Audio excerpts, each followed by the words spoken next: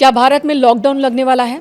क्या कोरोना काल के जैसा ही अभी कुछ होने वाला है? घर से बाहर निकलना मुश्किल हो जाएगा, सब कुछ बंद हो जाएगा, बसेस नहीं चलेंगी, ट्रेनें नहीं चलेंगी, इस तरह की स्थिति बन सकती है क्या? नहीं, फिलहाल ऐसी कोई आशंका नहीं है, लेकिन इस तरह की चर्चाएं ज़रूर हो रही है। सोशल मीडिया पर तमाम तरह की बातचीत हो रही है। पेट्रोल डीजल की कमी को लेकर कई दावे किए जा रहे हैं। कई जगहों पर पेट्रोल पंप पर लोगों की लंबी लंबी कतार देखने को मिल रही है। इन सब के बीच बड़ा सवाल कि एक्चुअल स्थिति क्या है, क्या है हालात? क्यों प्रधानमंत्री नरेंद्र मोदी ने कोरोना का जिक्र किया? क्यों कहा उन्होंने देशवासियों को कि एकजुट होने का वक्त है और उसी तरह की एकजुटता दिखाने की ज़रूरत है? इसी पर चलिए विस्तार से जानने की कोशिश करते हैं। जो अभी तक के इनपुट्स हैं सरकार की ओर से और जो मौजूदा हालात हैं, अलग अलग जो इंडस्ट्रीज़ हैं वो क्या दावे कर रहे हैं, ये जानते हैं। और दूसरे देशों में कौन कौन से उपाय आजमाए जा रहे हैं, क्या भारत में भी वैसा हो सकता है? इन सभी संभावनाओं को जानने की कोशिश करते हैं। वर्तमान में ईरान इजरायल अमेरिका युद्ध चल रहा है। तनाव की स्थिति फिलहाल कम होती नहीं दिख रही है और यही वजह है कि भारत में भी कोरोना जैसा सख्त देशव्यापी लॉकडाउन लगने को लेकर चर्चा चल रही है, लेकिन आधिकारिक तौर पर ऐसी कोई बात सामने नहीं आई है। प्रधानमंत्री नरेंद्र मोदी ने 23 मार्च 2026 को संसद में अपने संबोधन के दौरान इस पूरी स्थिति को, संकट को चिंताजनक बताया था। देशवासियों से कोरोना जैसी सजगता और एकता दिखाने की अपील की थी, लेकिन इसका अर्थ ये कतई नहीं है कि घर से बाहर निकलने पर पाबंदी लग जाएगी, बल्कि इसका सीधा संबंध है आर्थिक और ऊर्जा सुरक्षा से जुड़ा हुआ है। लॉकडाउन की चर्चा क्यों की जा रही है? तो ऊर्जा संकट को लेकर ये अनुमान लगाया जा रहा है कि ईरान युद्ध के बीच स्ट्रेट ऑफ हॉर्मुज बंद होने की वजह से भारत को हो सकता है कि कच्चे तेल की आपूर्ति बाधित हो जाए, लेकिन ऐसा नहीं है। सरकार कह रही है कि हमें कोई आपूर्ति बाधित नहीं होने वाली है।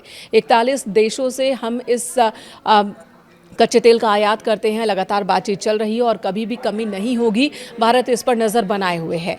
एलपीजी की कोई कमी नहीं होगी। कच्चे तेल की जो इस वक्त उपलब्धता है वो भी पर्याप्त है। सोशल मीडिया पर एनर्जी लॉकडाउन जैसे शब्दों का इस्तेमाल किया जा रहा है, जिसका अर्थ है कि ईंधन बचाने के लिए निजी वाहनों के उपयोग को कम करना या सार्वजनिक परिवहन पर जोर देना, जैसा कि कुछ अन्य देशों में भी देखा गया। तो क्या भारत में भी ऐसा हो सकता है, ये जानेंगे। लेकिन उससे पहले जान लीजिए कि पीएम ने क्या कहा था। प्रधानमंत्री ने कहा था कोरोना जैसी चुनौतियों का हमें सामना करना पड़ सकता है। उन्होंने जिक्र किया था और वैश्विक सप्लाई चेन में आई रुकावटों के संदर्भ में उन्होंने ये बात कही थी, जिसे कुछ लोगों ने गलत तरीके से लिया और लॉकडाउन की आहट मान ली गई है। इसे युद्ध का भारत पर वास्तविक असर क्या है, ये भी जान लीजिए। कच्चे तेल की कीमतें $100 प्रति बैरल के पार जाने से पेट्रोल, डीजल और रसोई गैस महंगी हो सकती है, जिसका असर माल ढुलाई पर, खाने पीने की चीज़ों पर पड़ सकता है। लेकिन भारत में अभी तक ऐसा असर देखने को नहीं मिला है।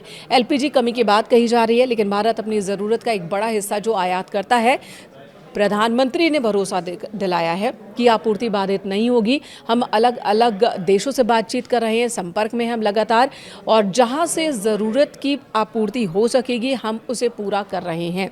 कम कीमत पर कच्चे तेल हो या गैस की आपूर्ति पर काम चल रहा है और परेशान होने की ज़रूरत नहीं है। कोई कमी नहीं आएगी। देश में भी जो तमाम कंपनीज़ हैं वो जनरेट कर रही हैं। एलपीजी की उपलब्धता बढ़ाने पर काम किया जा रहा है, इसलिए आम आदमी को कोई दिक्कत नहीं होगी। वहीं आपको बता दें दूसरे देशों में इस वक्त क्या क्या काम किया जा रहा है, साथ ही हमारे सरकार की तैयारी क्या है। तो भारत के पास 53 लाख मीट्रिक टन का स्ट्रैटेजिक पेट्रोलियम रिजर्व है। आपातकालीन स्थिति के लिए सुरक्षित रखा गया है। और भी विकल्पों पर काम चल रहा है। सरकार रूस, कनाडा, नॉर्वे जैसे देशों से तेल और गैस आयात के विकल्प तलाश रही है। युद्ध प्रभावित क्षेत्रों से अब तक लगभग 3,75,000 भारतीयों को सुरक्षित निकाला जा चुका है। ये तो एक बड़ा काम किया ही गया। फिलहाल सरकार की ओर से किसी भी तरह के लॉकडाउन की कोई योजना नहीं है। सरकार का ध्यान महंगाई को नियंत्रित करना और ऊर्जा आपूर्ति को बनाए रखने पर है। जनता को सलाह दी जा रही है कि अफवाहों पर आप ध्यान ना दें, बेवजह पैनिक ना हो, आवश्यक वस्तुओं की जमाखोरी से बचें। ईरान अमेरिका जंग के चलते पूरी दुनिया में एनर्जी का संकट जरूर है, लेकिन भारत लगातार कदम उठा रहा है कि देश के लोगों को परेशानी ना हो। वहीं बात हम दूसरे देशों की कर लेते हैं। एशिया से लेकर अफ्रीका और यूरोप तक सरकारों ने सीमित ईंधन भंडार को बचाने के लिए कई असाधारण कदम उठाए हैं। क्या क्या कदम उठाए हैं?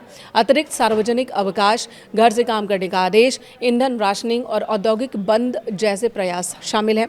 श्रीलंका की बात की जाए तो श्रीलंका ने हर बुधवार को स्कूलों, विश्वविद्यालयों और गैर आवश्यक सरकारी कर्मचारियों के लिए अनिवार्य सार्वजनिक अवकाश घोषित किया है।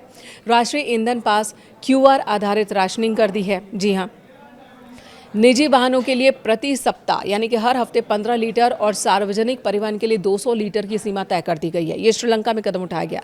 बांग्लादेश में बिजली की खपत कम करने के लिए सभी विश्वविद्यालय, विदेशी पाठ्यक्रम वाले स्कूल और कोचिंग सेंटर्स को बंद किए गए हैं। ऑनलाइन कक्षाएं शुरू कर दी गई हैं। ईंधन की राशनिंग शुरू कर दी गई है। घरों में 5 घंटे की बारी बारी से बिजली कटौती की जा रही है। कपड़ा निर्यात क्षेत्र को प्राथमिकता दी गई है। वहीं तोड़फोड़ रोकने और भंडार की सुरक्षा के लिए प्रमुख तेल डिपो पर तैनात सेना की तैनाती कर दी गई है। गैस की कमी के कारण 5 से 7 सरकारी उर्वरक संयंत्र बंद करने पड़े हैं। भूटान में क्या हो रहा है? जमाखोरी रोकने के लिए जेरी कैन में ईंधन की बिक्री पर प्रतिबंध लगा दिया गया। घर से काम करने की व्यवस्था लागू कर दी गई है। आपातकालीन सेवाओं के लिए ईंधन राशनिंग को प्राथमिकता दी जा रही है। पाकिस्तान में क्या हो रहा है? सरकारी कर्मचारियों के लिए 4 दिन का कार्य सप्ताह और 50% घर से काम यानी कि वर्क फ्रॉम होम लागू कर दिया गया। स्कूल और कॉलेज 2 सप्ताह तक बंद कर दिए गए हैं। सरकारी विभागों को ईंधन आवंटन में 50% की कटौती की गई है। गैर जरूरी सरकारी वाहनों को सड़कों से हटा दिया गया है। वहीं फिलीपींस की बात की जाए तो सरकारी कर्मचारियों के लिए 4 दिन का कार्य सप्ताह लागू किया गया है यानी कि 4 दिन ही उन्हें ऑफिस से काम करना होगा और बाकी वर्क फ्रॉम होम। निजी क्षेत्रों को घर से काम करने के लिए प्रोत्साहित किया जा रहा है। गैर जरूरी सार्वजनिक क्षेत्र की यात्रा पर प्रतिबंध लगा दिया गया है।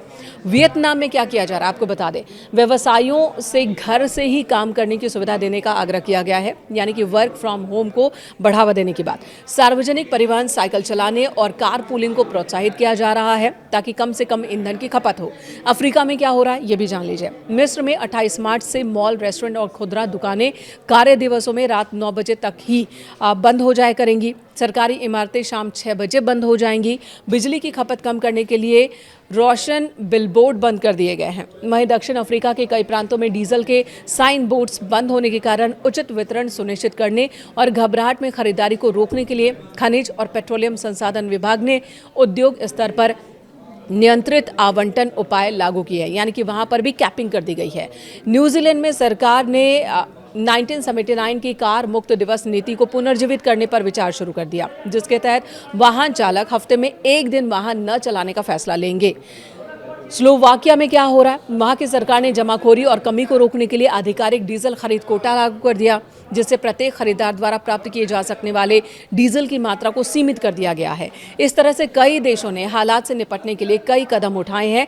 सबसे ज़्यादा ध्यान दिया जा रहा है इस बात पर कि तेल हो, डीजल हो या फिर LPG हो, उसकी खपत कम से कम की जाए। और इसी तरह के कुछ फैसले भारत में भी लिए जा सकते हैं। इस तरह की अटकलें होने लगी है। हालांकि सरकार की ओर से आधिकारिक तौर पर अभी कोई फैसला नहीं लिया गया है। इस तरह का कोई ऐलान नहीं हुआ है।